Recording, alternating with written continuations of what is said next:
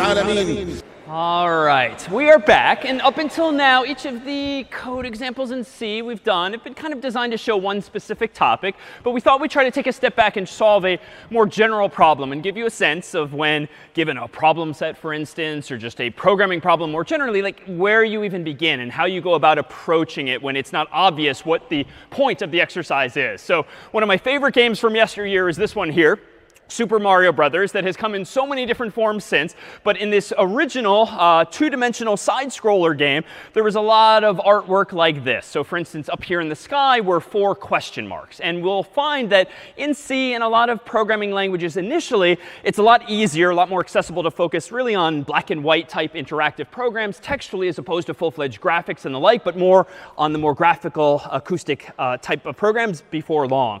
But for now, let me go over and propose that we try to just implement in ASCII art. ASCII, again, being the code that maps numbers to letters, at least for English, into a textual version of these 4 question marks in the sky. So for this, let me go over to VS Code. I'll create my own version of Mario.c that will be different from the one you're challenged with in problem set 1. Indeed, in problem set 1, you'll be challenged to build a little something like this, albeit with hashtags for ASCII art instead of graphics. And in Mario.c, I want to just solve this simple problem first. So it's all involving output. So I'll do include standard.io.h so I can use printf. I'll do my int main void, more on why we keep doing that in future weeks. And I'm just going to do something simple initially like 1, 2, 3, 4 \n. This is about the simplest way I can implement 4 question marks in the sky like these here using pure text like this. So let me go ahead and do make Mario. /Mario, and voila, we have those 4 question marks. But we've seen, of course, that there are better ways to do this. And if you wanted to generalize this to be 5 question marks, 6, 60 different question marks, you know, loop was always the answer for not repeating ourselves. So maybe I should rewrite this a little bit more flexibly and say something like this. For int I gets 0, I less than 4, I plus plus, and then inside of the for loop, now I can just do a single question mark. But I don't think what I've just done is correct. Anyone spot the aesthetic bug already? Yeah, why is this wrong? If I want to print the same thing, yeah.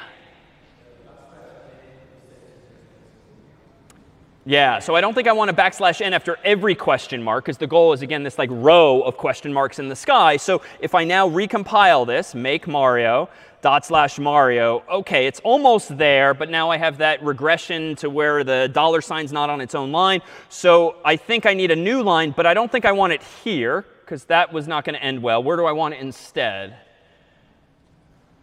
Any instinct? Yeah.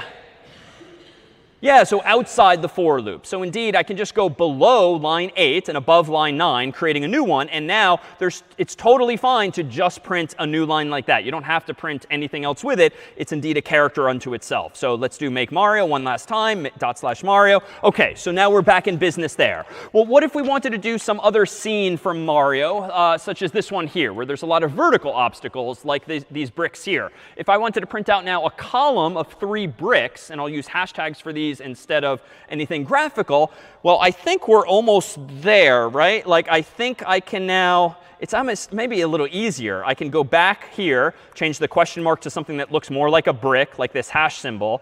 And I think now I do want the new line character, because when I now do make Mario, /Mario, OK, there's my wall of 4. Oh, but wait, I didn't want 4.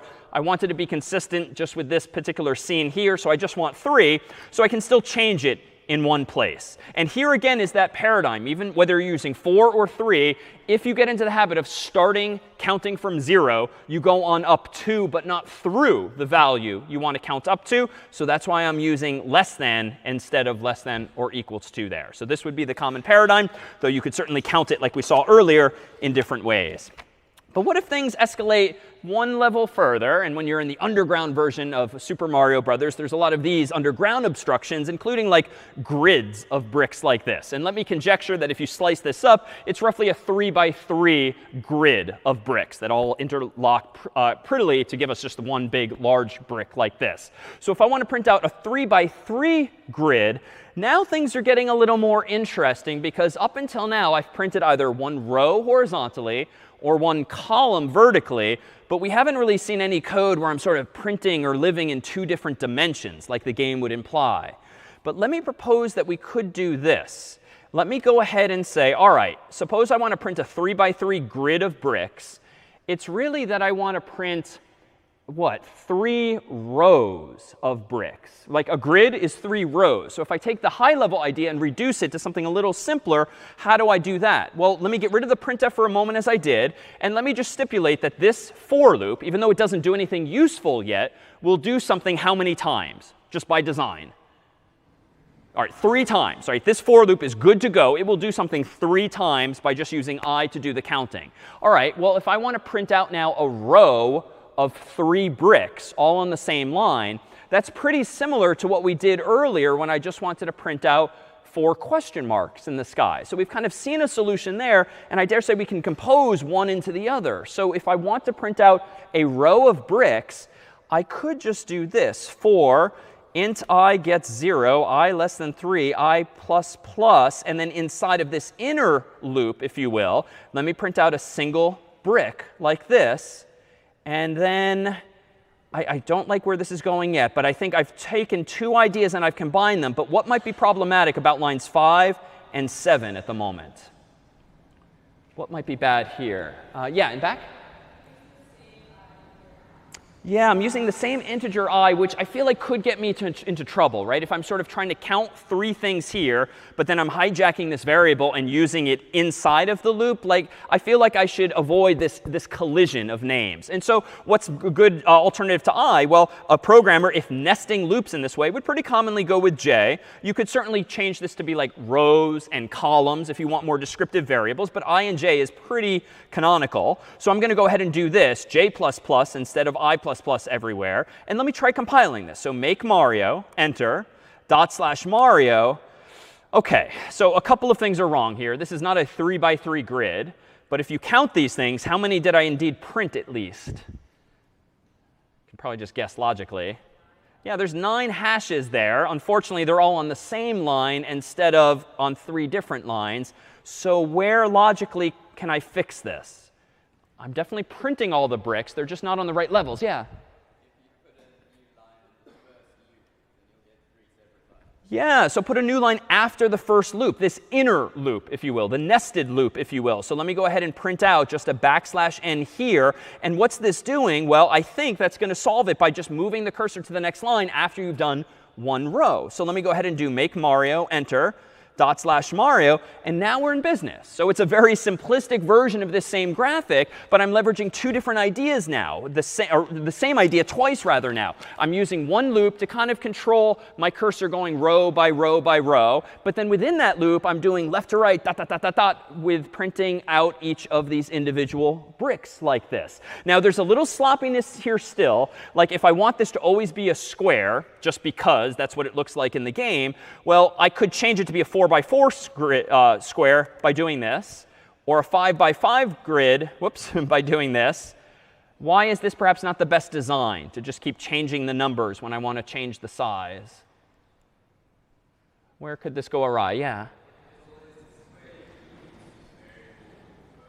Yeah, if it's always going to be a square and height is going to be the same as width, I'm just inviting trouble here, right? Eventually, I'm going to screw up. I'm going to change one but not the other. Then it's going to come out to be a rectangle instead of a proper square. So I should probably solve this a little differently. So let me do that. At the top of my main function here, let me go ahead and give myself a variable called maybe n for the number of bricks I want horizontally and vertically. And I'll just initialize that to 3 initially. And instead of putting 3 here, I'll literally just use n. But I'll do it in both places so that now, henceforth, if I ever want to change this and change it to 4 or 5 or anything else, like I'm all done. Like it's better designed because there's a lower probability of mistakes. But I could technically still screw up somehow. I could technically accidentally write a line of code like n++, or, I could just change the value of that variable even though I don't want it to ever change. And maybe it's because I'm a bad programmer. I copy-pasted wrong. I'm working with someone who doesn't know what n represents. I can defend myself and my code against human error like that by going up here to line 5 And instead of just declaring a simple variable like we did in Scratch, I can further harden my code, so to speak, by declaring it to be a constant using the keyword const. Now, this is just a feature of C and some other languages to protect you against yourself by proactively saying n is a constant, specifically the number 5 or previously the number 3, you cannot accidentally write code elsewhere that changes it. The computer will throw an error and catch that error. So it's just a way of programming a little more defensively. Some languages have this, some languages don't. But in general, it's a good practice. It makes your code better designed because it just is less vulnerable to mistakes by you, colleagues, or anyone else using the code. So let me change this back to 3 just to be our default. But now I'm using n in both places. And if I do make Mario, /Mario, we're back to where we originally started. But the code's a little more better designed. And let me note this too. All this time, I've been mentioning that there's correctness is important, design is important. There was also this matter of style. I've been very deliberately writing pretty code, if you will, not just the syntax highlighting, which is automatic, but notice that I keep indenting everything nicely. Anytime I have curly braces, like on lines 4 and 14, everything is indented one level. When I have additional curly braces on lines 7 and 13, everything is nicely indented as well. Technically speaking, the computer does not care about that kind of white space, so to speak. And you could really make a mess of things like this because you have a strange sense of style or just because you're being a little sloppy. But this code is actually still correct. If I recompile it, let me open up my terminal window, make Mario, no errors, /Mario, it works perfectly fine. But can you imagine, whoops, wrong keystroke.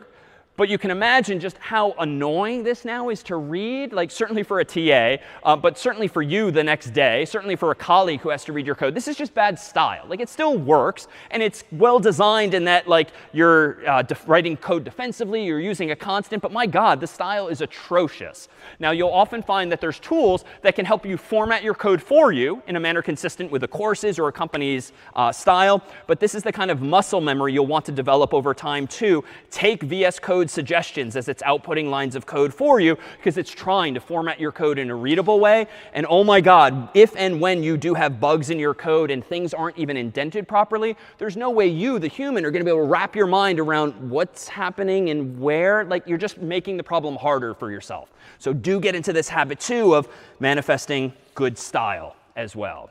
All right, well, let me propose that we don't only want a 3x3 grid. We want this to be a little more dynamic. So suppose we moved away from a constant to just using an integer called n. And let's ask the user for the size of this grid, as by prompting them with getInt, as we've done before. And I'll store it in n here. And then I can go ahead and more dynamically run make Mario to compile it. Whoops. Oh, I screwed up accidentally.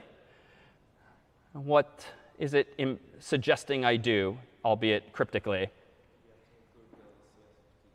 Yeah, I forgot to include the CS50 header file up top, and that's why it doesn't know that getInt is in fact valid. So that's an easy fix. I'm just going to go up here and include CS50.h. Now I'm going to clear my terminal and rerun make Mario. Now we're good, /Mario. And now notice I'm prompted for size. So if I type in 3, it's the same as before. If I type in 10, it's even bigger. But it happens all now automatically. But there are some things that we're not detecting. For instance, suppose I type in cat. Well, that's handled by the getInt function, as I claimed earlier. That's one of the features of using a library. You don't have to deal with erroneous input. But we only designed a function called getInt to get you an integer. We don't know if you want it to be positive, negative, 0, or some combination thereof. And it's kind of weird to allow the user to type in like -1 for the size of the grid, or -3 for the size of the grid. And indeed, your code does nothing. So at least it's not crashing. But that's kind of stupid, right? Like it'd be nice to force the user, if they want a grid, to give us a positive value. So how could we do this? Well, I could go up here, and I could say something like if n is less than 1, so if it's 0 or negative, which I don't want, what could I do? Well, I could say, well, prompt the user again for the size. And now notice, I'm not declaring n again, because once it exists, you don't have to mention the data type again. We said that earlier. But this is kind of stupid. Why? Because now when you've given the user a second chance, OK, now maybe I'll do, all right, if this version of n is less than 1, well, let's just go and prompt the user a third time. I mean, you can kind of see where this is stupidly going. Like, this can't be the right solution, to keep typing recursively the same thing again and again. Like, where would it stop? You'd have to give them a finite number of chances or just, make a mess of your code. So what would be intuitively a better solution here? Yeah, so some kind of loop. We've seen a while loop. We've seen a for loop. So maybe one of those. So let me try this. Let me delete this messiness and just go back to the first question. And let me do this. So while n is less than 1, so while the number is not what we want, let's just prompt the user in a loop this time for the size again. Now here, too, this is better because it's only 2 requests for information. But clearly, lines 6 and 9 are pretty much identical, other than the int. And if I went in and changed the size, if I add this, if I change the wording here, change it to a different language, like I have to change it in 2 places. That's bad. Copy, paste, bad.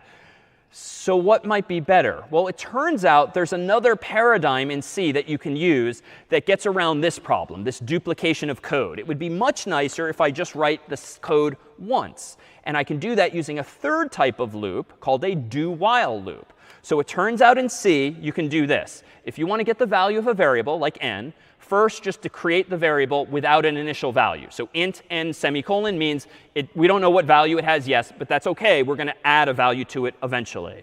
Then I'm going to say this. Do, literally, I'm going to open my curly braces. And what do I want to do? I want to assign to n the return value of getInt, prompting the user for size. Well, when do you want to do that? I want to do that while n is less than 1. And this code now achieves the exact same goal, but by never repeating myself. Why? Well, notice on these lines of code now, I'm literally saying, on line 6, give me a variable called n of type integer. It doesn't have a value initially, but that's fine. You can do that. Line 7 says, do the following. What do you want to do? Get int, prompting the user with the word size, and just store that value in n. But because C code runs top to bottom, left to right, now it's reasonable on line 11 to ask that question. OK, is the current value of n, which it definitely got on line 8, less than 1? And if the user didn't cooperate, they typed in 0 or -1 or -3, what's going to happen? It's going to go back up here and repeat, repeat, repeat. Everything in the do-while loop. So a do-while loop in C, which is not something some other languages have, like Python, if you know it, does not have a do-while loop. This is perhaps the cleanest way to achieve this, even though it's a little weird that you have to declare your variable, create your variable up top, and then check it down below. But otherwise, it's similar to a while loop. It just flips the order in which you're asking the question. Any questions on this construct? And do-while in general is super useful when you want to get input from the user and make sure it meets certain requirements.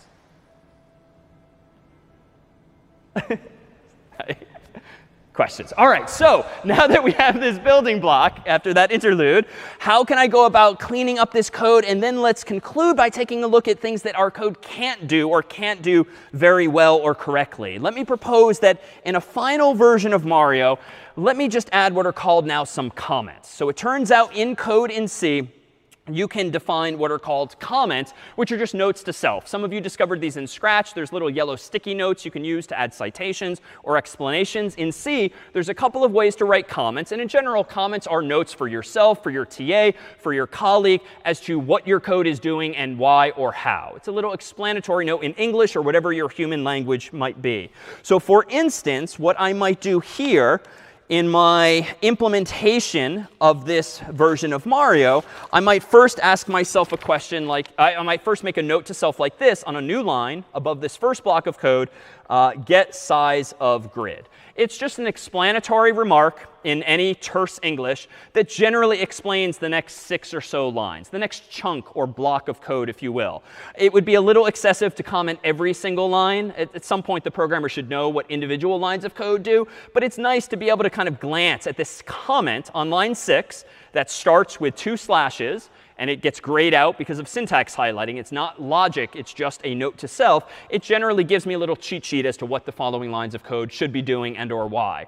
And then down here, well, there's a second block of code that's a bunch of lines. But together, this just what? Prints grid of bricks. And so it's another comment to myself that just makes it a little more understandable what these 20 some odd lines of code are doing by adding some English explanations thereof. But now that I have these, wouldn't it be nice if I could kind of abstract these pieces of functionality away, this getting of the size and this printing of the grid? In other words, suppose that you didn't know where to begin with this problem. And the problem at hand were literally implement a program that prints a grid of bricks of some variable size, 3 or 4 or 5 or whatever the human types in. If you have really no idea where to start, comments are actually a good way of getting started, because comments can be an approximation of what we called last week pseudocode. Pseudocode is terse English that kind of gets your point across, like for the phone book searching like last time. So if you didn't really know where to begin, you could do something like this. I could, for instance, just say get size of grid as my first step, and then print grid of bricks as my second step. And that's it for my program thus far. This is now implemented in pseudocode. I have some massive placeholders there, like I still have work to be done, but at least I have a high-level solution to the problem in comments. And now I can even go this far. I could say, well, let's suppose that there's just a function already that exists called getSize. I could do something like this. I could do int n equals getSize. And now I just have to assume for the moment that some abstraction called getSize exists. It doesn't. This does not come with the CS50 library. But I could invent it, I bet. How else might I proceed? Well, let's just assume for the moment that there's also a function called printGrid that just prints a grid of that size n. So here, too, is an abstraction. These puzzle pieces don't exist. These functions don't yet exist. But in C, just like in Scratch, I can create my own functions. How do I do that? Well, let me go down later in the file. And by convention, you generally want to leave main at the top of your code. Why? Because it's the main function, and it's just where the human eye is going to look to see what some file of code does.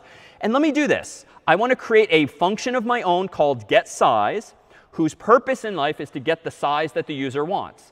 I want this function to return an integer. And the syntax for doing that is to write, similar to a variable, the data type that this function returns. I don't need this function to take any inputs.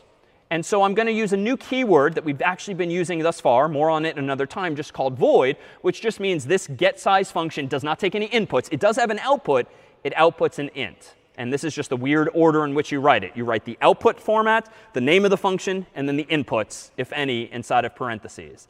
And now I can implement getSize. But I've already implemented getSize, or at least now at this point in the story, I at least know concretely what to do. And I could figure out eventually, with some trial and error perhaps, all right, if I declare a variable and I do the following, n equals getInt, prompting the user for size, and I keep doing that while n is less than 1, once that block of code is done, here is a new keyword in C where you can return that value n. So I keep referring to these values that some functions return as return values. In C, there's literally a keyword called return that will hand back to any function that uses that function the value in question. So in a nutshell, between lines 15 and 21 now, here is some code identical to our solution earlier that gets a value n from the user that is positive. It's 1 or 2 or higher. It's not 0 or it's not less than 1. And as soon as we've got that value, we hand it back as a return value.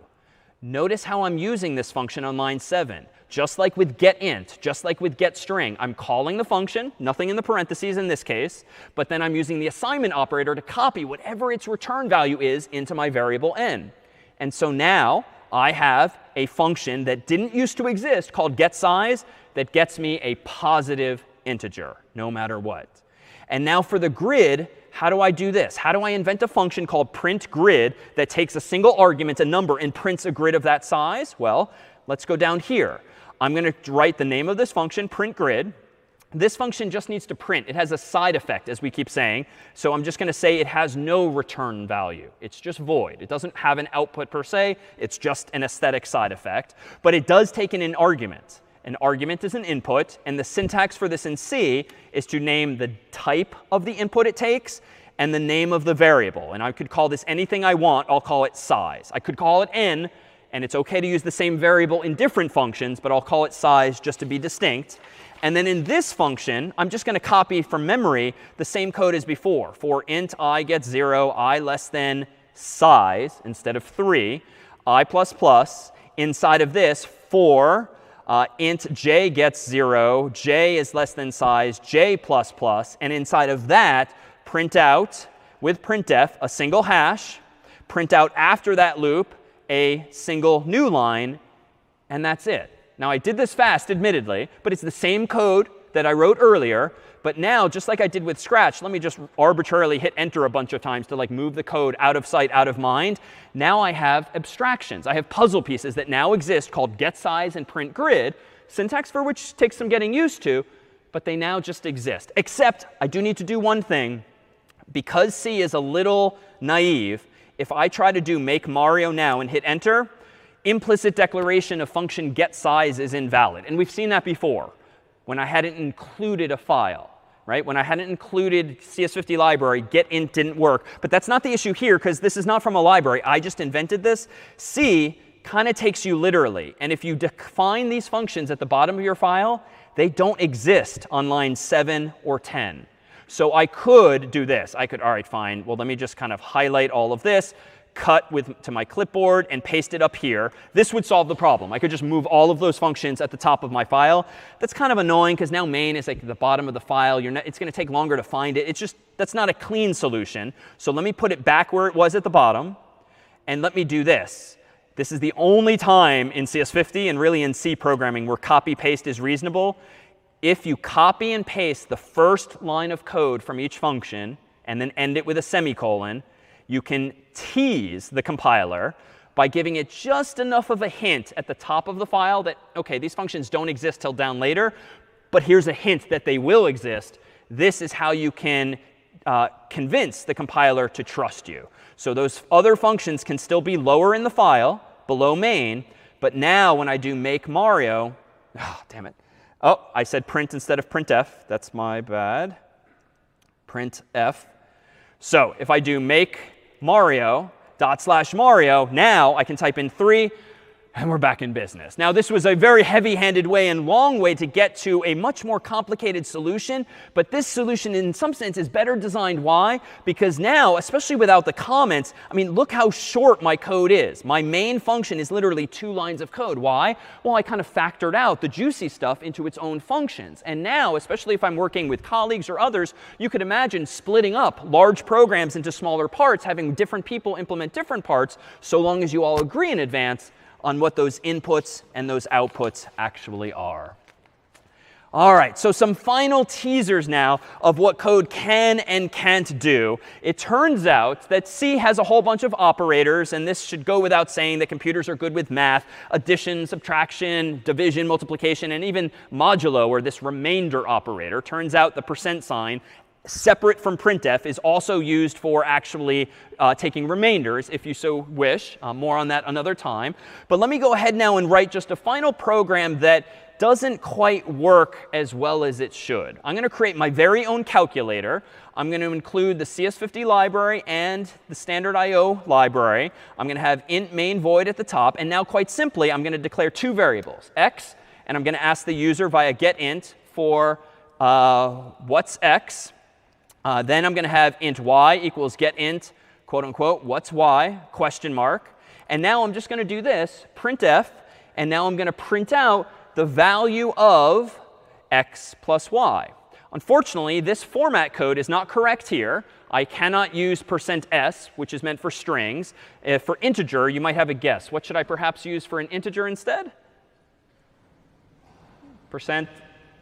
So %i, in fact, is going to be the format code. So there's other format codes for printf. Let me go ahead now and make this calculator, /calculator. And what's x? All right, how about 1, y, 2? That's actually pretty good. Unfortunately, inside of your computer is only a finite amount of this, memory or RAM. And we'll continue to talk about this over time. But there's implications of that. Computers, for instance, as I claimed briefly last week, typically only use a certain number of bits to store information. We'd used 8 last week. Or first we used 3, then we used 8. And generally nowadays, computers might use 32 by convention. If you use 32 bits, this, of course, is the decimal number we know is 32. What about this one here? Anyone know what 32 ones are? How high can you count with 32 ones? So with 32 bits, you can count as high as 4 billion. Fortunately, computers also support negative numbers. So if you support half negative, half positive numbers, then the biggest number a computer can represent is actually roughly 2 billion. And the smallest is roughly negative 2 billion. Unfortunately, though, anytime the leftmost bit in a number is a 1, it actually indicates that it's negative. And we didn't talk about this last week, but there's different conventions for representing negative numbers. And long story short, if the leftmost bit is a 1, it actually represents a negative number, not a really big positive. So funny enough, this number here, 32 ones, is how most computers nowadays would represent, quite simply, the decimal number you and I know as -1.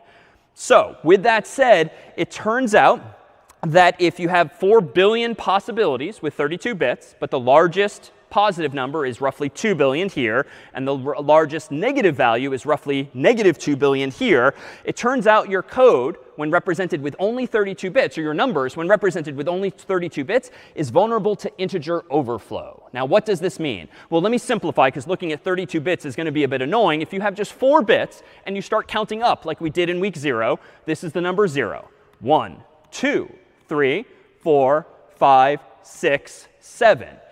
On week 0, we then had a volunteer run up and give us a 4th bit representing the 8th place. But I claim now that in practice, the leftmost bit in numbers is typically reserved to indicate effectively that a number is negative. So this here, 1, 0, 0, 0, is not a positive 8. It turns out, mathematically, it works out to be -8. And this is going to be important. Why?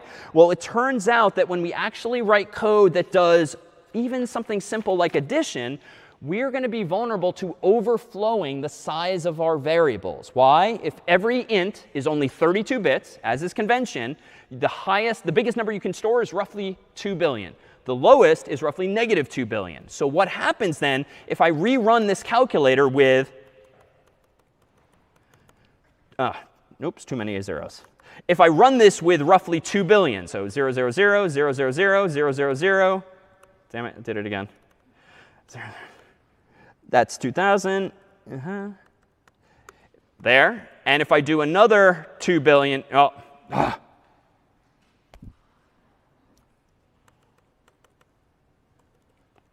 sorry, off by 1 error. So if I ignore the first 2 values, if I input 2 billion for both x and y, that should give me 4 billion. But if my computer can only count up as high as 2 billion, give or take, notice that x plus y will sometimes equal -2 billion. And so there's this issue of integer overflow where because of the carryings of the 1, the leftmost bit becomes a 1, and now automatically the number is misinterpreted as a negative value. So what's the solution here? Turns out there's other data types, and we can increase the size of our variables. It turns out there's another data type in C called long, and you can actually get a long instead and print out not %i, but %li for a long integer. And now if I do the same thing, 2 billion 2 times. Now, sorry, trying to do things fast. If I recompile my code and I again run, if I again run calculator on 2 billion 2 times, now instead of being negative, now it actually fits. Because a long in C will use 64 bits instead of 32. But it turns out there's one final issue, if you don't mind the teaser here, that we're still going to be vulnerable to as well, which is this, floating point imprecision, which will challenge what you know about arithmetic since childhood. If I now go in and change these ints and these longs to something called a float. A float is a value in C that represents a floating point value. That is a real number that actually has a decimal point in it. If I then change my format code to %f, and I do something like this, how about doing x divided by y? What you'll see happen here is this. X divided by y is, when I make this version of my calculator and do /calculator, if x is 1 and y is 3, you should hope that it's going to be indeed 0.333, and it is, shown to some number of significant digits. But there's a syntax in C where you can see even more significant digits. For instance, if I want to see 20 significant digits, this is weird, but you do 0.20 and then the f to display the float. Let me recompile my code. Let me rerun /of calculator, and now do 1 1/3. And despite what your grade school teachers taught you, a computer actually thinks that 1/3 is 0.3333333433267. ... What's going on here intuitively? Any thoughts as to what might happen here? Why is it so off? And this rather calls into question the utility of computers themselves. Any thoughts here? Well, if you consider that inside of your computer is only a finite amount of memory, this here, well, there's only so many permutations of zeros and ones you can use. And yet, how you know from grade school, like, how many real numbers are there in the world? Maybe not grade school, more recently. How many real numbers in the world? I'm pretty sure there's an infinite number of real numbers in the world, right? Because you can have any number of digits to the left and to the right of the decimal place. Now, that's a problem for computers, because if you only have so much memory or RAM in your computer, how can you possibly have an infinite number of permutations of zeros and ones? Like, at some point, you have to decide, I'm only going to use 3 bits for my numbers, or only 8, or only 32, or only 64. And so with code like this, what you're seeing is the limitations of code. And indeed, in the real world, some of these kinds of issues of computation, if you don't understand them, can lead to very significant problems, a couple of which we'll explore in the first problem set. And the final examples here you might remember hearing about from yesteryear. This one, too, a very common example of integer overflow. You might vaguely remember hearing about the Y2K problem, where at least people in my day worried the whole world was going to end when the clocks rolled over from 1999 to the year 2000. Why? Well, back in the day, memory was expensive, and most systems only used 2 digits to keep track of the year. And so unfortunately, when you roll over from the year 1999 to 2000, many computers were worried would suddenly mistake dates as being 1900 instead of 2000, because the 19 was just implied. So financial systems, health systems, and the like might very well have failed unless people went in and started writing code from scratch to fix this issue using more bits. And sadly, we humans are not very good at learning from our mistakes. And this is a date perhaps to put in your calendar. On this date in the future, will most of our current computers stop working too when it comes to their clocks? Why? Well, systematically for years, humans have been storing clocks in your Mac, PC, and phone as a total number of seconds from an arbitrary date in the past, January 1st, 1970. But they're using 32 bits, which means they can count up as high as 2 billion positive seconds. Unfortunately, January 19th, 2038, 2 billion seconds will have passed since the year 1970, at which point our clocks will roll over, and many computers in the world, if we don't fix this yet, will think that we're now back in 1901. So this is to say, now with all of this computational ability in code comes a responsibility to actually write correct code. Next week, we'll peel back some of these layers. But for now, this was week 1, and best of luck on problem set 1.